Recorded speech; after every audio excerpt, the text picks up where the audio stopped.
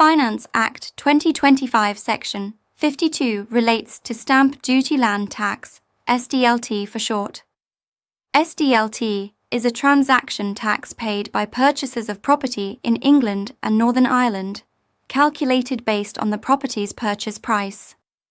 While SDLT typically becomes due at completion, it can trigger earlier if a buyer substantially performs the contract before completion by either making a substantial payment or taking possession of the property. Section 52 introduces transitional rules to protect taxpayers who substantially performed their contracts before the new rate changes came into effect.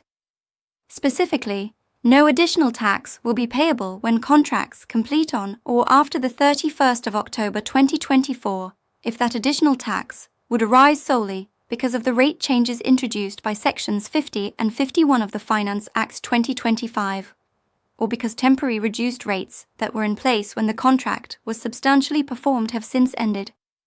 This protection applies to three key periods when temporary reduced rates were in effect: July 2020 to June 2021, July to September 2021, and September 2022 to March 2025.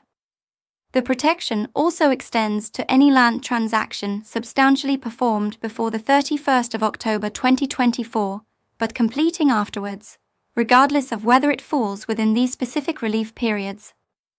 The essence of this provision is fairness, ensuring purchasers aren't unexpectedly penalized with higher tax bills simply because rates changed between when they substantially performed their contract and when it completed. This gives taxpayers certainty about their SDLT liability based on the rules in effect when they effectively committed to the transaction rather than when it formally completed.